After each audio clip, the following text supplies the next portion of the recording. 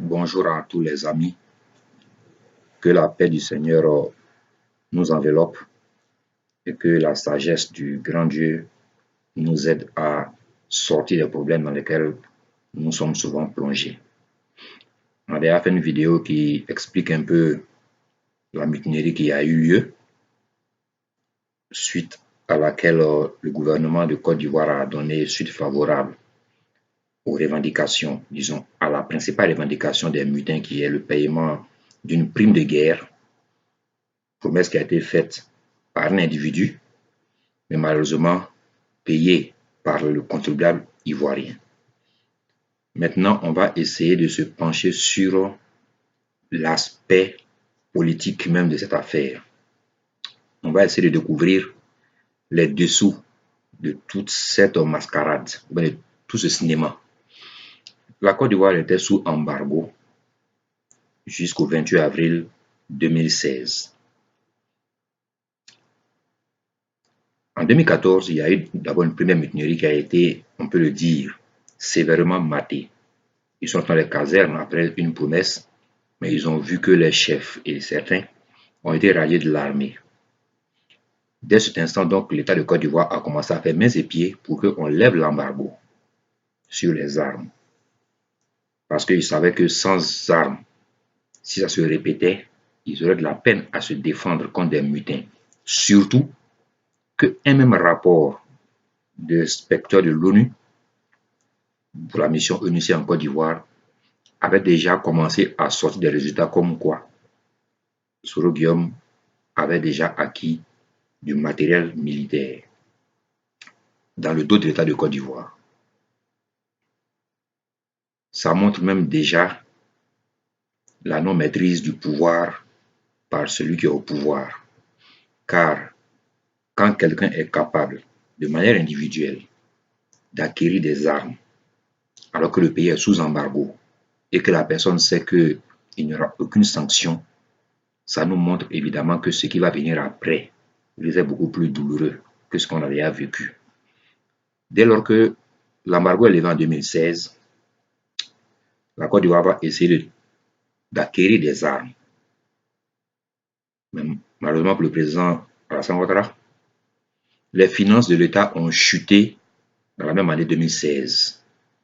Donc il n'a pu pas avoir l'argent nécessaire pour acquérir le matériel qu'il avait commandé, surtout des avions de guerre, des hélicoptères de guerre et autres. Mais il se prépare toujours, après la loi de janvier, la loi de programmation militaire 2016-2020, à trouver 800 milliards de francs CFA pour équiper l'armée. Bizarrement, c'est après cette loi de programmation militaire que les mutineries ont commencé en Côte d'Ivoire. Le but premier de ces mutineries, à mon humble avis, après analyse et lecture de tous les documents que j'ai pu posséder, nous explique que la mutinerie avait deux objectifs bien précis. C'est vrai, payer des soldats qui avaient besoin d'argent, c'est vrai, mais aussi pousser l'ONU à remettre un embargo sur l'État de Côte d'Ivoire pour que les armes que Soro a eu à acquérir, il soit beaucoup plus armé même que l'armée de Côte d'Ivoire, au cas où. Le rapport qui incrimine Soro Guillaume de posséder des armes de manière privée date du 15 mars 2016. Et l'embargo a été levé le 28 avril, après que le rapport des experts qui dénonce que Soro s'est équipé, le rapport est rendu public le 4 avril. Et les journaux du monde entier ont publié cela le 5 avril, le 6 avril. Il a démenti. Il met en cause le travail de l'ONUCI, que eux-mêmes ils ont appelé à superviser tout ce qui est en Côte d'Ivoire comme étant la seule institution crédible dans le monde pour faire un travail correct. Aujourd'hui, comme il est incriminé par l'ONUCI, il trouve que le rapport est un rapport de plaisantin. C'est la même chose que Gbagbo disait aussi quand il se plaint des rapports de l'ONUCI. Il trouvait que Gbagbo était de mauvaise foi de rejeter les rapports de l'ONUCI. Aujourd'hui, lui, il rejette les mêmes rapports de l'ONUCI dans le même cadre. Pourquoi l'ONUCI se précipite à lever l'embargo avant la date prévue de sa reconduction. Parce que ça a été reconduit jusqu'à fin avril 2016. Et le rapport est clair, ça est sur le site de l'ONU. La résolution 2219 qui a été adoptée en 2015 stipule que l'embargo est prolongé jusqu'au 30 avril. C'est après cette date, si l'État de Côte d'Ivoire fait des efforts dans le sens que dit la résolution, on peut maintenant voir s'il faut oui ou non lever partiellement ou totalement l'embargo sur les armes en Côte d'Ivoire. On n'est pas arrivé à la fin du mois d'avril qu'on s'est réunis dans l'urgence pour décider de lever l'embargo en 2016. Car le rapport qui incrimine Soro est publié par le même organe de l'ONU en mars 2015. On voit donc très bien que la Côte d'Ivoire est dirigée par deux personnes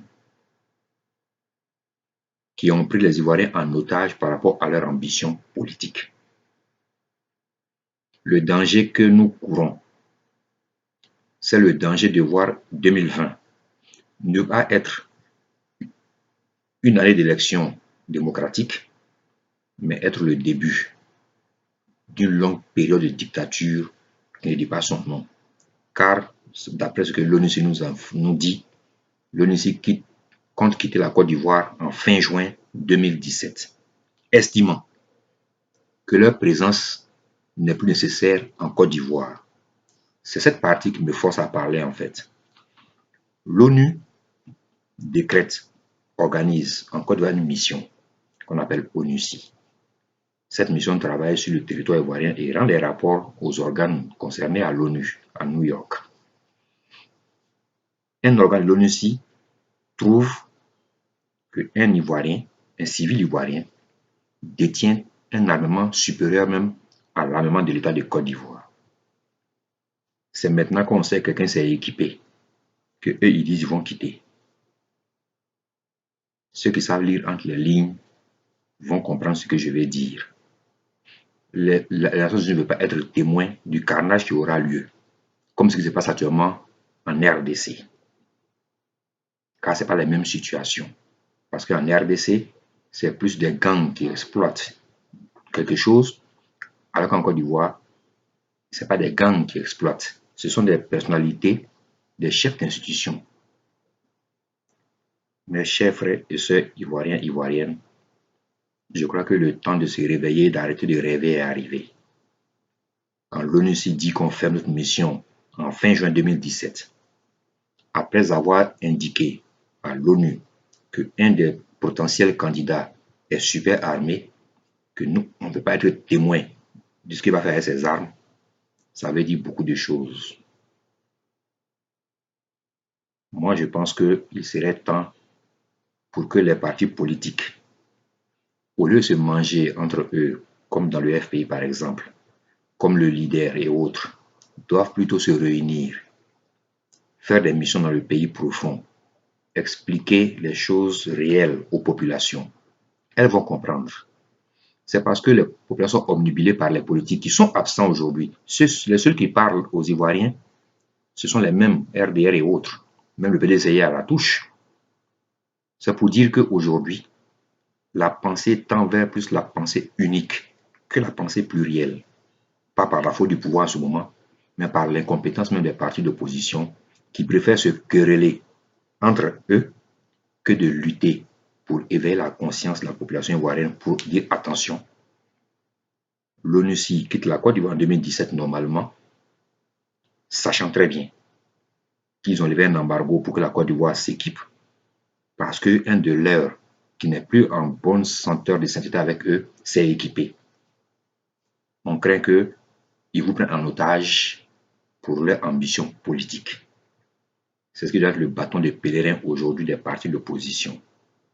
Et non plus venir attendre qu'il y ait une crise pour jouer les commentateurs des crises. Leur rôle devra donc être de désamorcer les crises justement. Car ce sont les populations civiles qui payent toujours les crises et non les dirigeants politiques. Chacun va aller analyser la situation à son niveau. Je sais que d'autres vont répondre ou réagir à ce que j'ai dit, mais tout est vérifiable aujourd'hui à cause les moyens de communication modernes que nous avons. Et je pense qu'il est temps, qu'il est très grand temps qu'on change la façon de voir la politique en Côte d'Ivoire et que les partis d'opposition se mettent au travail, comme Gbagbo l'a fait au temps d'Oufoué. Il a sillonné la Côte d'Ivoire pour expliquer aux gens, pour ouvrir les yeux aux gens. D'autres l'ont compris, d'autres n'ont pas compris, mais au moins, il a essayé. Il n'est pas resté à Abidjan assis à faire des discours sur chaque événement qui passe. Les mutins sont passés, ils sont retournés en caserne, d'autres seuls pour expliquer un peu. Et puis, il n'éveille pas la conscience de la population, il tire sur le pouvoir. Oui, tirer sur le pouvoir des propos, c'est bien beau. Mais ce même pouvoir contrôle les moyens de communication comme la RTI et autres qui diffusent dans les populations le message que le pouvoir veut que les populations écoutent. Si toi, tu ne vas pas vers les populations, tu ne voyages pas pour aller dans le pays, dans les zones reculées du pays, pour leur faire voir la réalité qu'ils vivent et leur faire comprendre pourquoi c'est comme ça, c'est facile de les prendre comme de les manipuler et d'en faire un bétail électoral ou même un bétail militaire. Ceux qui revendiquent l'argent aujourd'hui, les mutins, beaucoup n'ont pas de diplôme scolaire. Ce sont des laissés pour compte par le même régime du Premier ministre Hassan Ouattara qui réclament aujourd'hui, qui ont pris les armes. C'est-à-dire qu'on a créé des franges de population qui n'est pas adaptées à l'environnement moderne, qu'on a su enrôler avec des gros mots et qui sont venus prendre des armes, car ils ont cru que c'est par les armes qu'ils allaient avoir une vie. C'est normal puisque personne n'est parti vers eux pour leur expliquer le contraire. Nous sommes à 3 ans de 2020, on peut dire 2 ans et demi. Il est grand temps que ceux qui se disent opposants politiques en Côte d'Ivoire arrêtent de dormir dans les bureaux feutrés d'Abidjan et aillent vers les populations pour leur poser les questions essentielles, écouter le cri de cœur des gens du pays profond et leur expliquer par exemple pourquoi le cacao a chuté. Dis la vérité aux gens parce qu'on leur dit qu'il n'y a pas d'argent parce que le cacao a chuté. Pourquoi ça a chuté? Il y a des opposants ivoiriens qui sont capables d'expliquer ça aux gens. Parce que quand tu vas laisser la RT expliquer aux gens pourquoi ça a chuté, ça sera encore les mêmes choses. Car je suis convaincu qu'il y a des gens qui croient que la chute des cours de cacao sont liées à des actions de ceux qui sont FPI à l'extérieur de la Côte d'Ivoire. Et ils copient tout ce genre de discours démagogues. Chers frères et sœurs, il n'est pas temps de dormir. Ce n'est plus le temps à s'invectiver sur les réseaux sociaux, à s'insulter, à se lancer les balles. Le temps est aujourd'hui à l'unification, à la solidarité, à la communauté, pour que la Côte d'Ivoire sorte de cet enfer dans lequel elle s'en va. Avec ce que je vois, je crains que 2020 ne soit pas l'année de la libération démocratique en Côte d'Ivoire, mais soit une longue nuit ténébreuse d'une grande dictature qui dit pas son nom. Merci.